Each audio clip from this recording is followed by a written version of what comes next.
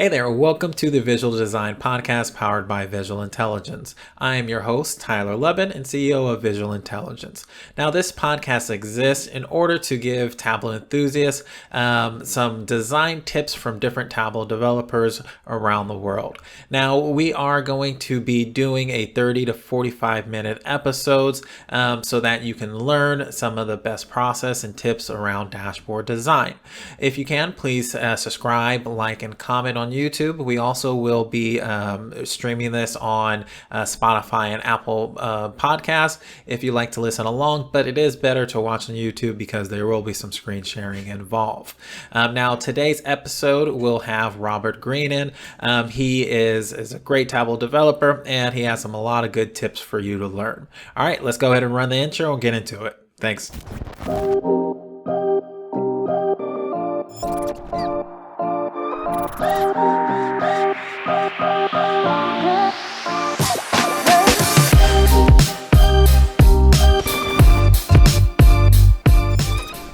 Hey everybody, thanks for joining. Today we have Robert Breen from Tableau Commons. He's going to be on our podcast today and hopefully give us some good tips. How you doing, Robert? Hey Tyler, how you doing? Doing well, man. Doing well. All right, thanks for meeting me this morning. Just for our viewers, can you kind of give us a little short description of your Tableau journey? Kind of how'd you get started with Tableau and kind of where you're at currently?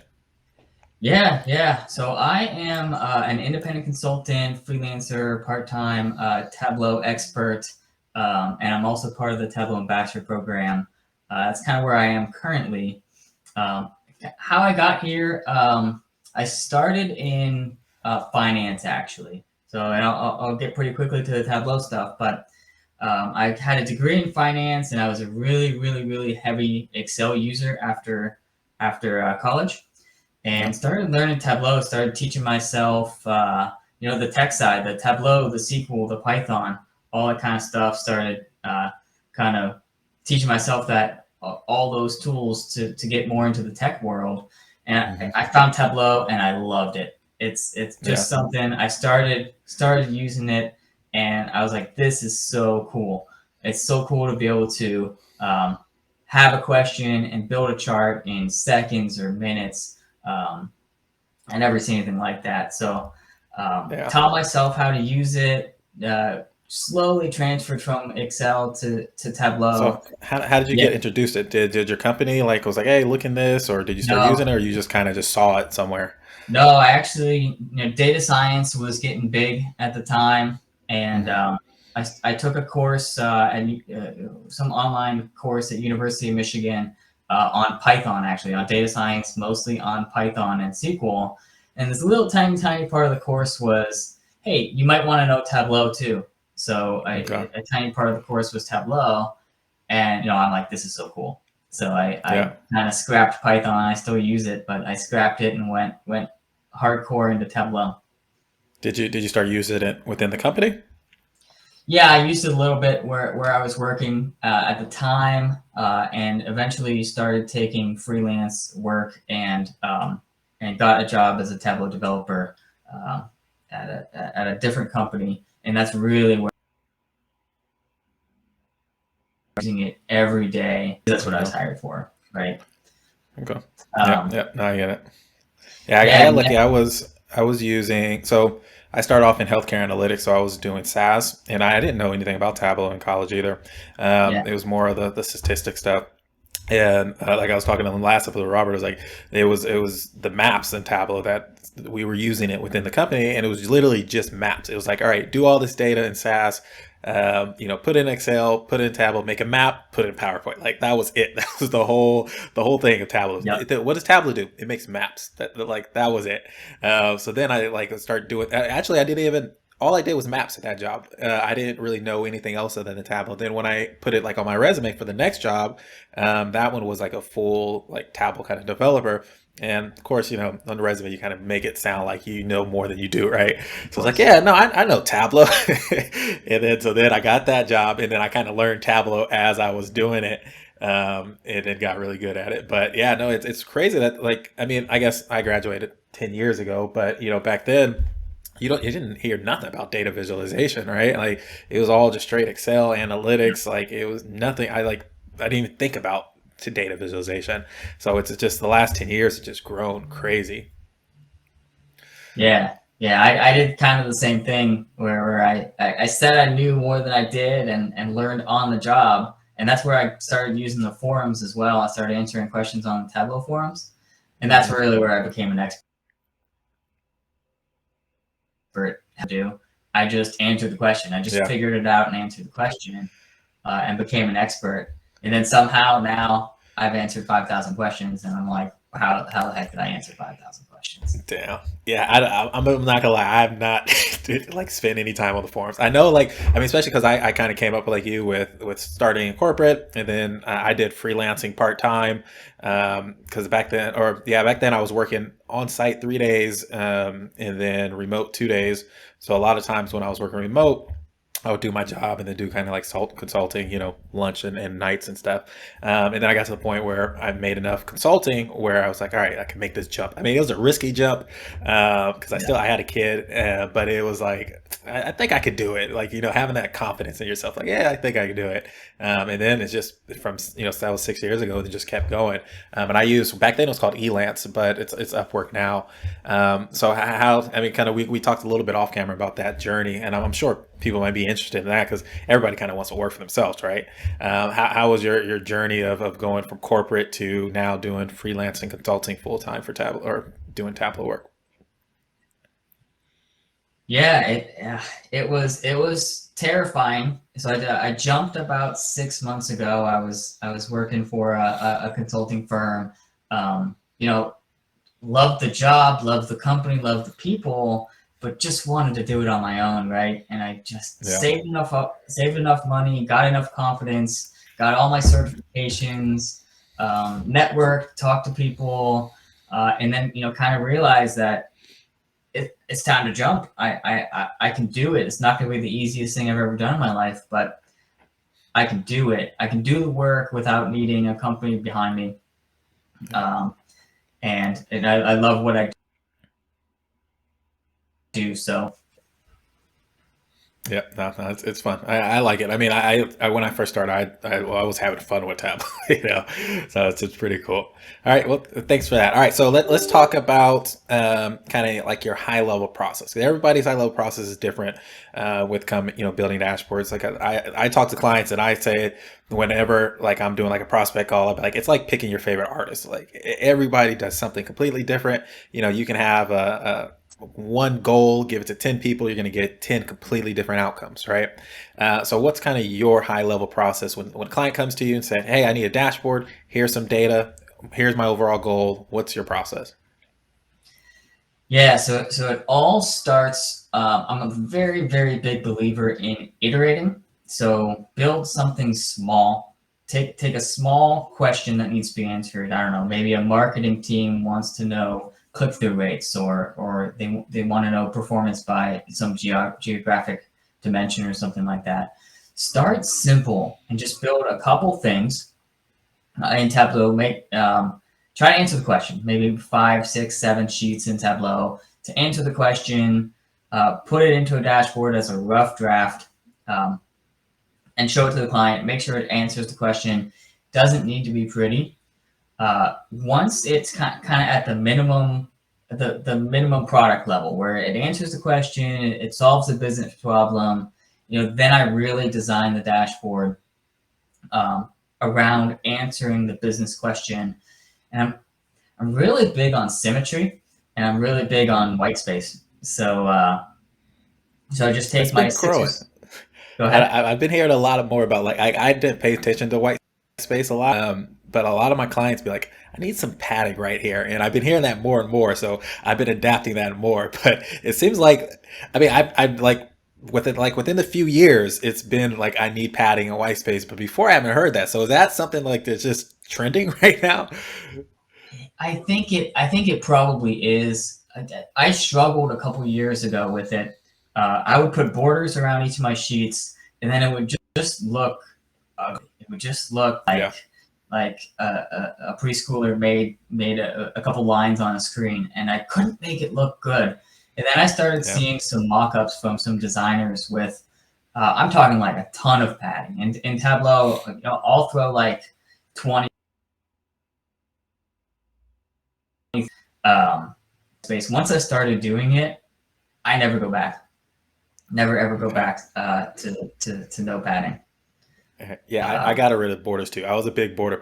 I wasn't as bad as putting borders around my whole like chart, but I would put it around my titles, like my the little title boxes, and then also my bars. I put borders on everything as far as like the chart goes, and that's the same thing. I like clients start saying like, no, I don't want borders anymore, or like so it's like I've learned like, all right, so like usually I adapt based off of what I'm getting as far as clients go. But another thing is, borders are now becoming not a cool thing anymore. It's kind of like the pie charts, right? Like I don't want pie charts no more. Like, all right, well, I'm gonna give you a donut chart. I'll just put a hole in the middle, and you're gonna love it. And it's wild that like people love donut charts, but they hate pie charts. But it's just a circle on top of a pie chart in Tableau's world, right? No, it is fine. Design. Everyone likes a different design, and some people will like it, some people won't. But you just kind of meet in the middle. I actually like borders on bars. I love the way borders on bars look, but I don't like them around. Clients don't. I've clients. Most clients say they don't like it now. I always put borders on bars, and I make my bars thicker.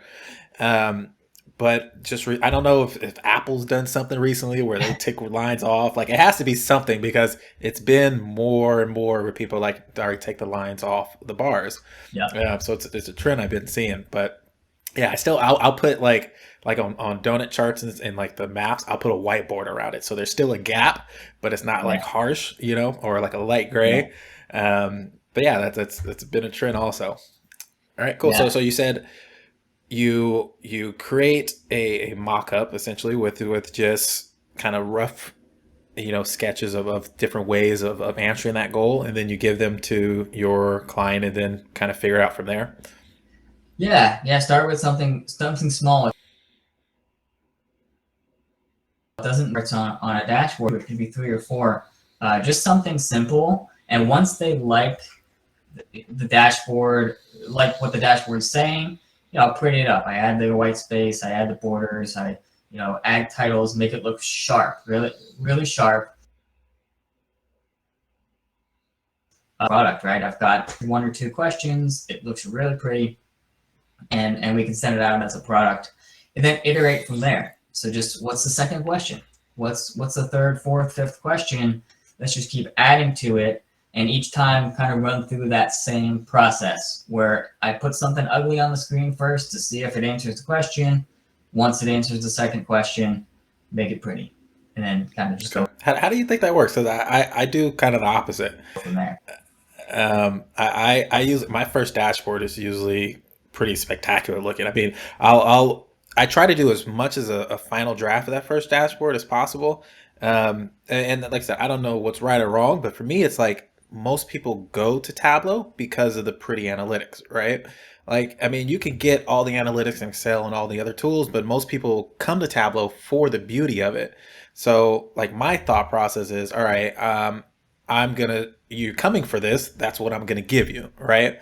And sometimes the analytics might not be the greatest, but I kind of do the opposite. I kind of like, all right, I focus on the design and the layout and all that more in the first iteration, just to kind of get that wow factor, like, oh, this is beautiful, this is cool, I can't wait to show people, and then kind of fine tune the analytics after. So I kind of do the opposite. What's your thought on the kind of one way or the other? What do you think is like the pros and cons of each? Yeah, no, I do get the pros of that approach, because there's always the risk of showing something ugly to somebody, and then it turns them off. Like, this doesn't look good. I don't even want to talk to you again. It doesn't look good. So I get that, and but the reason I do it the other way is time.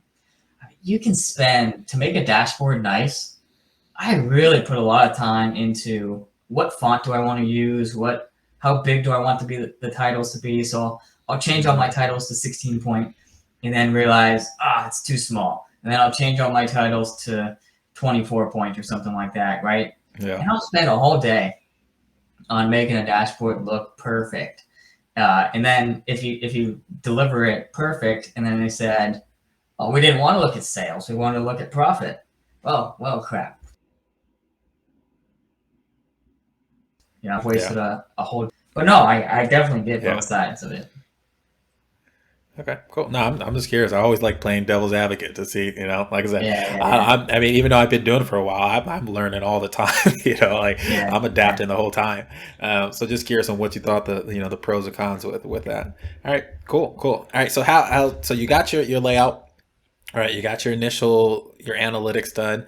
How do you, once you spend that whole day doing your design, how do you get that inspiration? Where does that come from? Do you use any websites? Do you use any tools, or like kind of where does that come? That's just like an internal thing. Like I'm just gonna just eyeball it. Yeah, once I have that draft of what I want what I want to answer, how many sheets do I have, what do I want to put on the dashboard, I utilize other people's work. I mean, I go on Google and I just type good data go to. I find a word that has a similar amount of objects, and I don't copy it exactly, but I'll have it on my other screen as I really like how this dashboard looks that I'm looking at. I like how one part is smaller on the top left, and then it's showing a big space on the right or something like that. Whatever design they used, I try to replicate it with the data that I have. When it comes to like colors, I love logos and I'll use a tool online, and I'll take an image of a logo, or I'll take an image of it could be just a random image, a landscape that I like the colors in a landscape image. Put it into the color picker tool. It takes your most common there, and I use it. Marketing stuff is perfect. So if I'm working for a client that has a marketing department, they've put the time in. They've put the time in to make an advertisement with 10% red, 60% black, and 2% white or something like that, right? They've analyzed what percentage they want to use of each color, exactly what colors to use. I'm going to take them. I'm going to take the colors exactly from the advertisement. I'm going to take the percentages exactly from the advertisement, and it'll make the dashboard look sharp.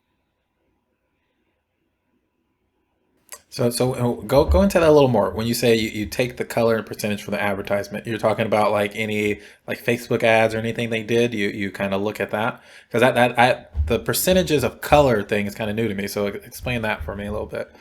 Yeah, and they're not exact colors. I can share something I have on my screen if you want. For sure, let's do it.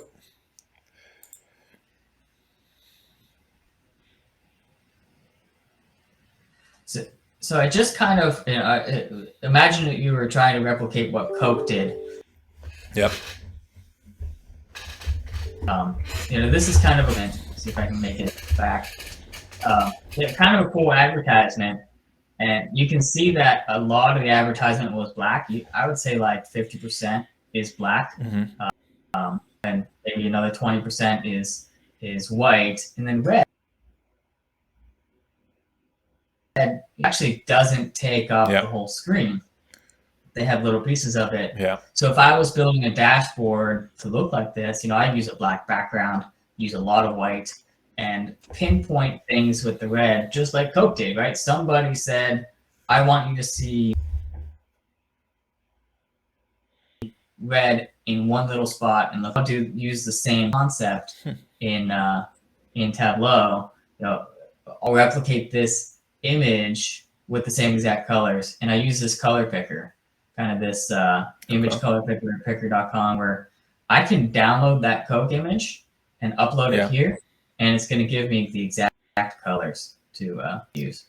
Okay. So that's assuming the company you're doing consulting with is actually doing some real marketing stuff, right?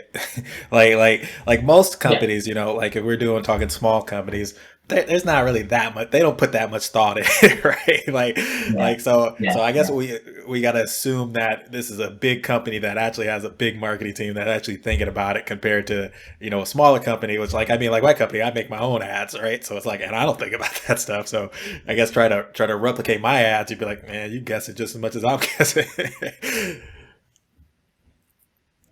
Yeah, and you're just taking color. You're just looking. So if I have a small client where their logo is blue, I might look for a Facebook ad. I might look for a Twitter ad, right? It's just blue. I just want to Yeah. know what a good balance of blue and other colors is, and I'll take them. It doesn't need to Okay. be the logo that's purchased or built by the company. You're just looking for colors. You're looking for Yeah. color Yeah. inspiration. Yeah, and I use something similar with the color palette thing. I think it's called Palatine, but essentially you get the HTML code, and then you kind of go through the different color theory modes or whatever they're called, Yeah. and then kind of just play with the shade and everything a little bit. It's like that looks. But I eyeball stuff. I don't do any kind of scientific.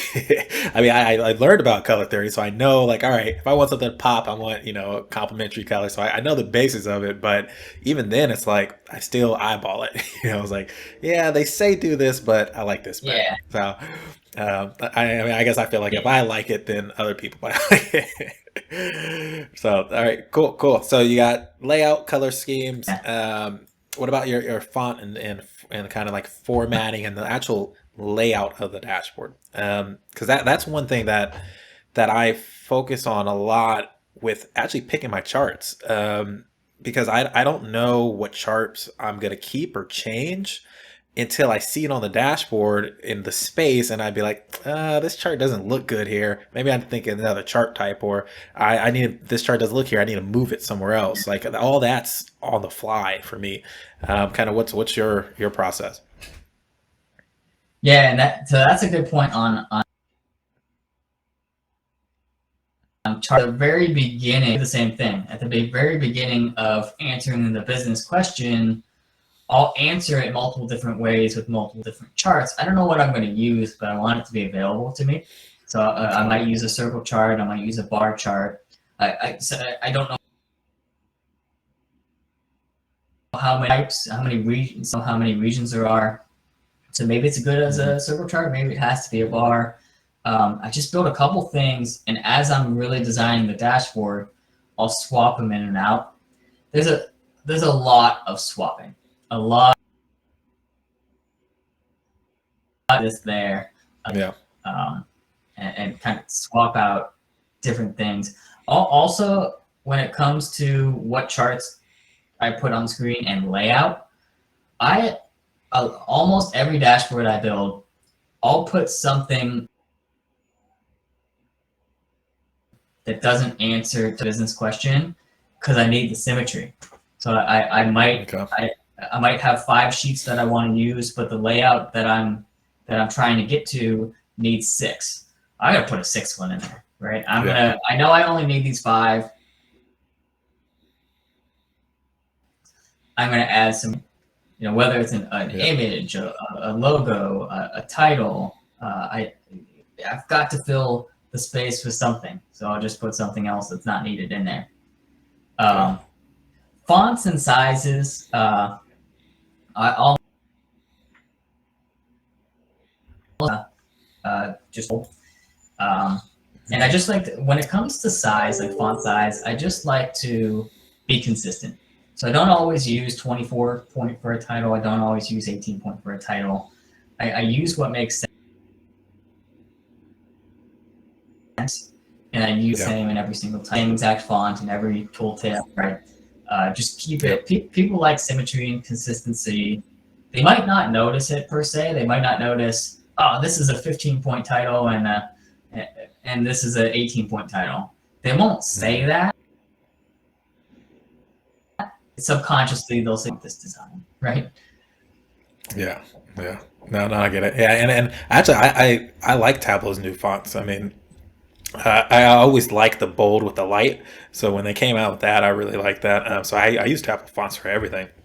And I don't, yeah, unless a client like absolutely asks me to change the font, I use their light, medium, regular, bold for pretty much all my dashboards. And I usually leave the font sizes the same size they come, other than title. I always make my titles a little bigger.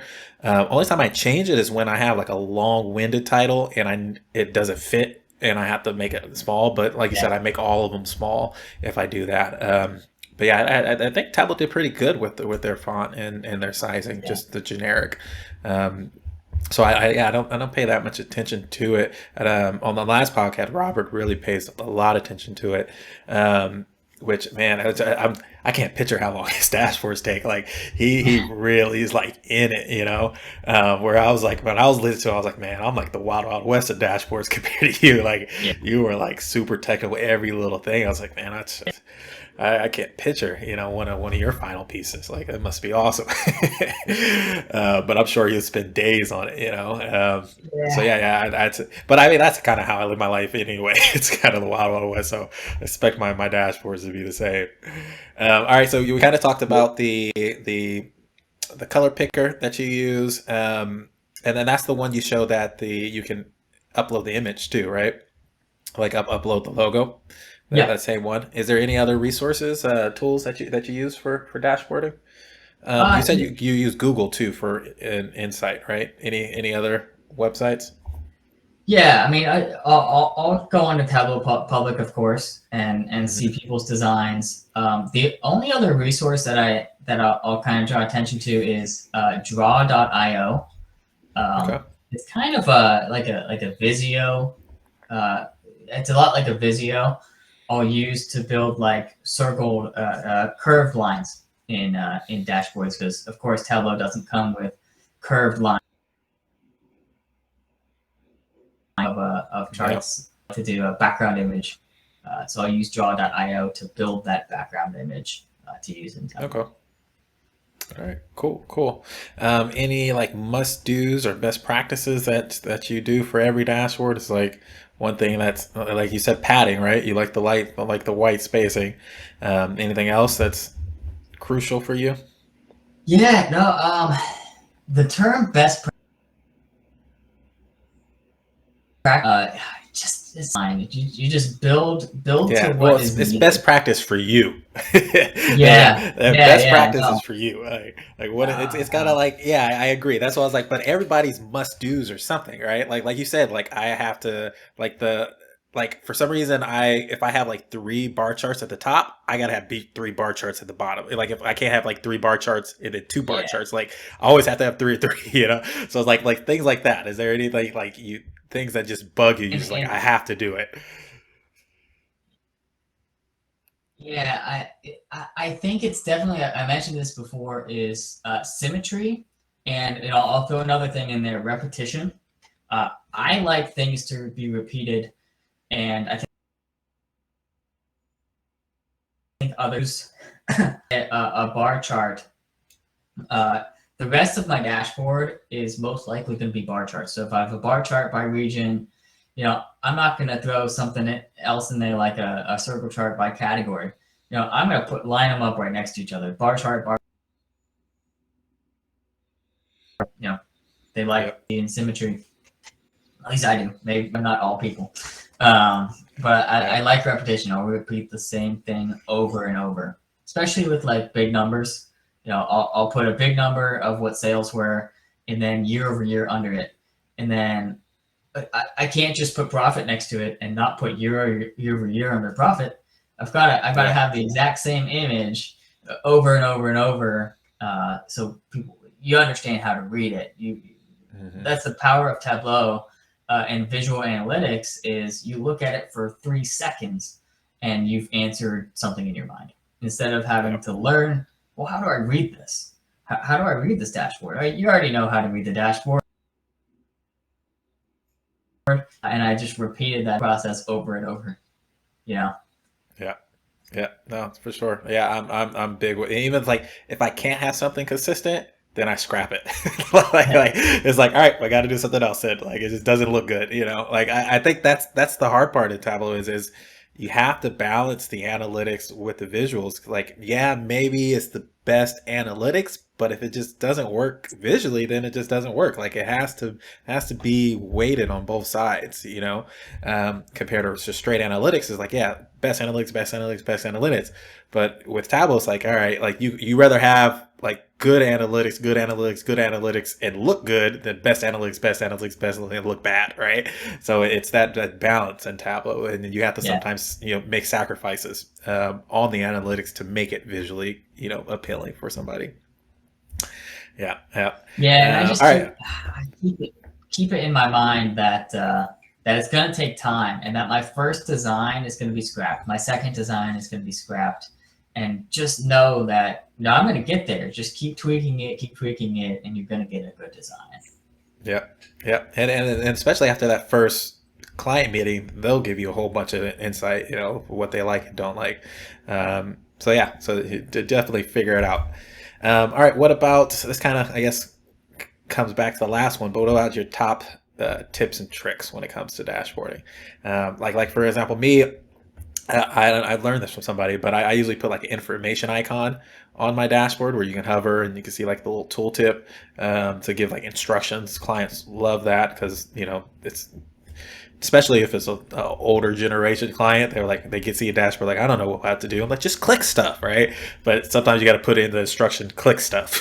You know, so like that's probably one of my top things I do on all dashboards. What's yours? Your tips and tricks? Yeah, one tip that really comes into mind. I'm there's always a people who like to use floating visuals and people who like to use tiled on their dashboard. I'm 100% on tiled using containers in dashboards. Again, just to keep it symmetric and even. Almost every one of my containers that I use on a dashboard, I make the distribute contents evenly. So I'll make sure that the objects that are in a container to keep the clean look. And even if I'm trying to get, you know, 3 objects, one that's large and one right next to it that's half the size of the large piece, you know, I'll just do container in a container in a container, so I can use distribute contents evenly. It just makes it easy. You don't have to decide how big do I need to make it. And I kind of do the same thing that you do with info buttons. I do with filters. I almost always have a filter button. I don't like to show my filters on this. It takes up so much, adds so much value for people to cut their data however they want. So you know, some people stick to like 4 or 5 filters. I don't want 4 or 5 filters. I want 40 because I want the user to be able to get what they want out of it. So I put the filter button in the top right, and they can open up the filters when they want to see them and close it when they don't. Okay, cool. Yeah, I hate containers. I mean, I use them, but I just hate working with them. Like it's just so frustrating when you're moving stuff around, and like you said, the container that is just like, and then there's just always like this empty space at the bottom of the container. Like, man, how you get this empty space out? All right, I got to pull this out and put it in another container, then float this container. Like containers get on my nerves. I mean, they're great, but they frustrate me. Especially when I do training classes and I'm teaching, you know, people make dashboard. I'm like, all right, just like try to follow exactly what I'm doing. Don't you see the gray space? Put it right there in that gray space. If you don't, everything's messed up. Like containers are interesting. It's a must for sure.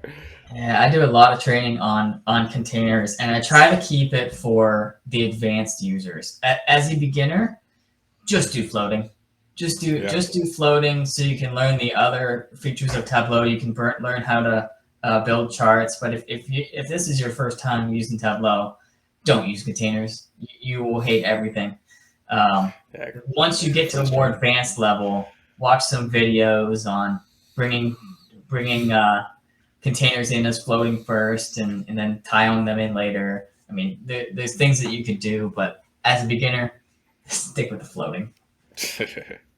All right, cool. All right, so what's one thing that you think, especially a beginning Tableau person, doesn't pay enough attention to? Like, what do they like? What do they not focus on enough? Like, what would be probably be like if you were say giving one advice to somebody and be like, hey, focus on this the most, what would that be?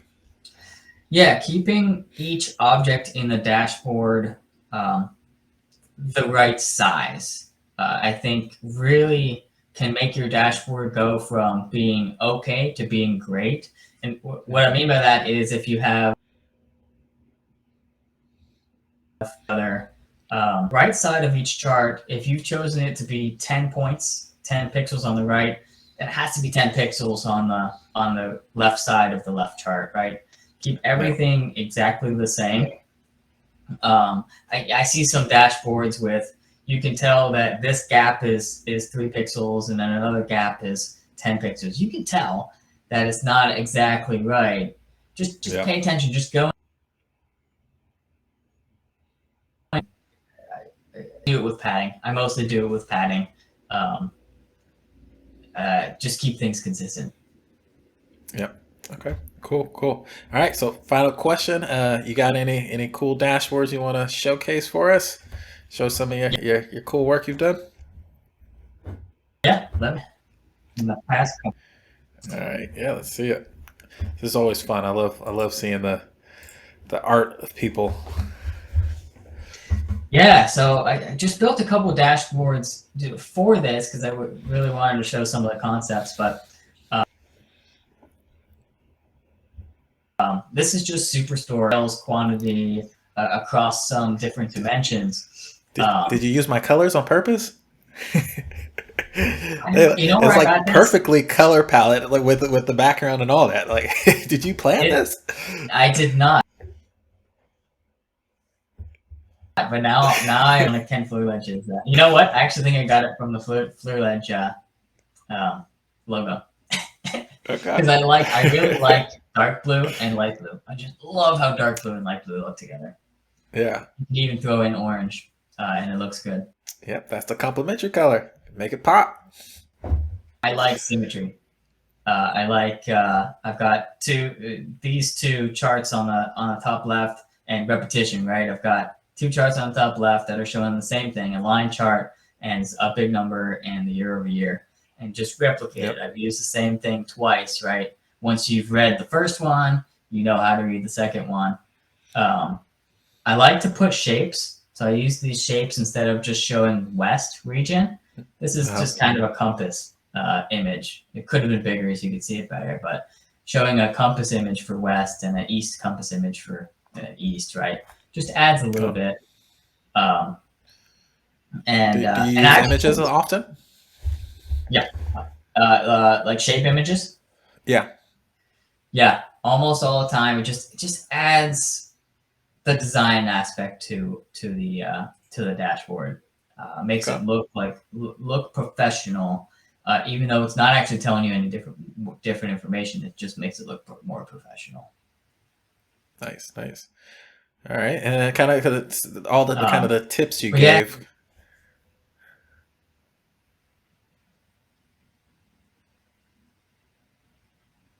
Yeah, it kind of matches some of the tips that I do, and I didn't really mention color as much. I like to use kind of plain, and then use a different color to make it pop. So your eye should have gone to maybe the light blue first because it was something different on the screen. So I've made you look at quantity first because everything that's quantity is light blue. Nice. No, that looks good. One thing I see is the background in the background color. Do you do that often? I used to do that a lot, but then I start going with just like a white background. What's your thought on background colors? Yeah, I almost completely switched to gray, and I actually like to match. This gray isn't exactly perfect. I like to match Tableau server gray back to be white. So I made all my charts white so they pop against the background. You could have done the other way too. You could have had white background with a gray chart. I just like how white pops out of the screen. Okay. And I see you got that padding too. Yeah, this is quite a bit of padding actually. I think it's like 18 or something. Yeah, that looks clean though. Looks clean. Nice, Yeah, nice. All and right. the second one, see if I can get to the other one. Um, I wanted to show this one as well, showing the curved lines. I built this background, like I mentioned earlier, in that draw.io, because you can't build curved lines in Tableau like this. But it's actually becoming a pretty huge trend to add curved line to things instead of just blocky, like Tableau is. Yep. So I just built these charts like I would normally in Tableau, and I built the background in draw.io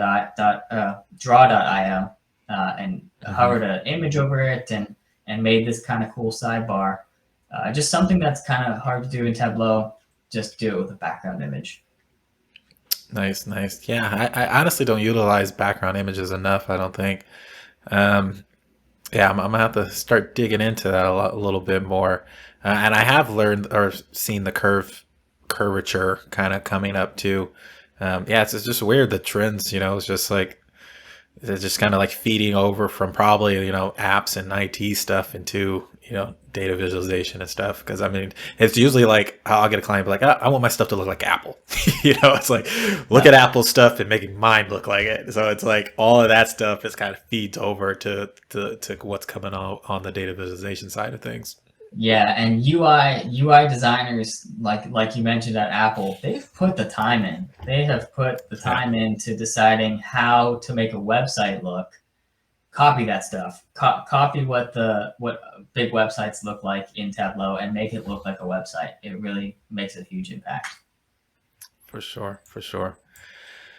All right, man. Well, I appreciate you coming. That was some good stuff. Like I said, I learned a lot from all this stuff too. So I definitely learned a lot. Anything you want to say to our users is how to maybe contact you if they want to work with you some? No, this is good. I really appreciate inviting me on the podcast, and it's been great. A couple conversations with you have been good. My website, tablewcommons.com, if anyone wants to reach out. Hey, all right. So thanks for listening all the way through. Hopefully you learned some good stuff there. I want to thank Robert for joining on. As I said, if you want to continue watching the episodes, please subscribe, like, and comment. Also hit the notification bell so you know when the next podcast is. I'm going to be trying to do one every week or two. I'm not good on a schedule, so I can't promise you anything, but we do have a lot of guests coming up in the recent weeks. So please follow along with us, and hopefully we can get your dashboards looking nice over there. All right, have a nice day, everybody.